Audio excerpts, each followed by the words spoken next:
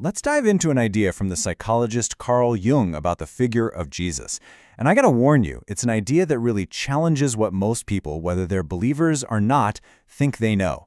It's a completely psychological take that forces us to look at this incredibly familiar story in a new, and yeah, deeply uncomfortable light. See, Jung's perspective has nothing to do with theology or history. It's all about the human psyche. He put forward this argument that just sidesteps all the usual debates and somehow manages to get under everyone's skin. Why? Because it's not about whether you believe in God, but what you believe about your own consciousness. I mean, just think about that for a second.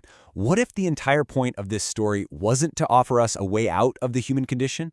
An escape from suffering, pain, and reality, but to show us how to go through it with no escape hatch at all. To really get why Jung's idea is such a bombshell, we first need to look at the conventional promise. How salvation is usually presented in popular Christianity.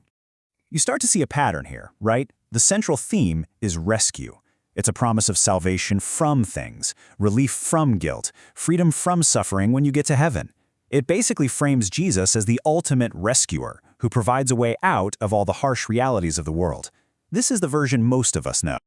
But Jung just completely flips this entire script.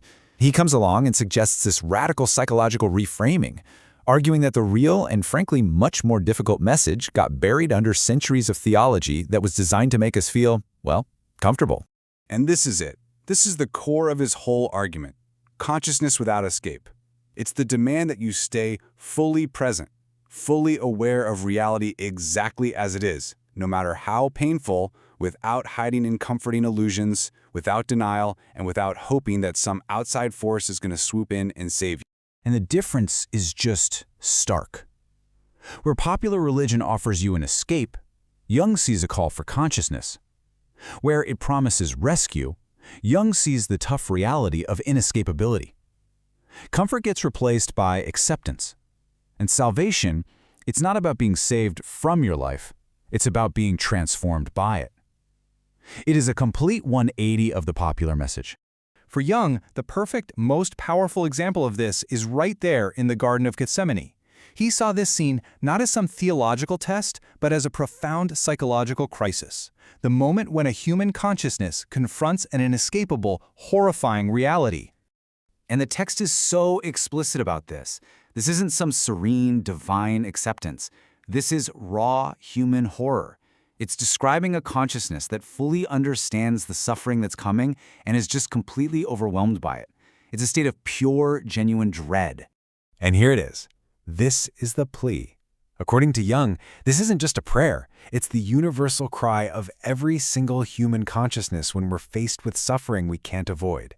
It's that desperate, natural desire for an escape route. It's the voice in all of us that says, please, please don't make me go through this. So you can see this whole thing unfold in these clear psychological stages. First, there's the horror of seeing what's coming. Second, the plea for escape. Third, the absolutely devastating realization that there is no escape. And then finally, the conscious choice to face that reality, to accept the inescapable. And Jung saw some really profound symbolism in a tiny detail that most of us just read right past. While all of this is happening, his followers are asleep. They represent our default human tendency. When reality gets too hard, we check out. We retreat into unconsciousness, into avoidance. From the garden, the experience of inescapability just gets more and more intense. The crucifixion, in Jung's view, is the ultimate symbol of what happens when consciousness stays present through absolute suffering, with absolutely no rescue in sight. So first, you have the psychological torment, the betrayal by his friends, the abandonment by his followers. It's the incredible pain of being left utterly alone by the very people you trusted. Then, on top of that, comes the collapse of his entire life's work. I mean, from any outside perspective, his mission is a total failure. His teachings have led to nothing but his own agonizing death. It is the experience of complete, crushing meaninglessness.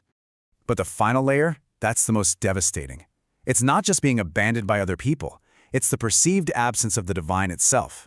The feeling that the ultimate source of meaning and comfort has just vanished, leaving nothing but a silent, empty void. And this is the climax. This cry is the ultimate expression of a consciousness confronting that divine silence. It's the raw, unfiltered experience of total abandonment in the face of suffering that is just unbearable. There's no comfort here, just a question hanging in the void. And this is the crucial point for Jung. He argued that we shouldn't try to explain this away with complex theology. We should see it for what it is, the stark psychological truth of what it feels like to confront a reality where you are completely, utterly alone and no one is coming to save you. So you have to wonder, right? If this was the original demonstration, why is it not the central teaching we hear today? Well, Jung believed that this truth was so psychologically unbearable that it had to be inverted. Essentially, the story of how to endure suffering without escape was transformed into a promise of escape. The story of a man who wasn't rescued became the story of a savior who rescues you. Heaven, salvation, these became the theological tools to soften the terrifying reality that Jesus himself actually faced. So, okay, what does this all mean for us? Well, it means accepting that suffering and loss are just part of life. They're inevitable. It means recognizing that hoping for some external rescue is really just a distraction. The real work, the hard work, is staying present and conscious through it all. And in doing that, you discover that your consciousness is strong enough to endure what seems unbearable. Jung actually had a name for this whole process. He called it individuation. It's the journey of becoming your true, whole self, not some idealized version you wish you were. And the price of admission for that journey is the willingness to see things as they really are, to stay present, even when you desperately want to look away. Now, I know this might sound really pessimistic or nihilistic, but it's not. It's actually a kind of liberation. It's freedom from the exhausting and ultimately futile project of trying to escape being human. True peace, Jung would say, doesn't come from being rescued. It comes from accepting reality. And this brings us to the final, really challenging thought.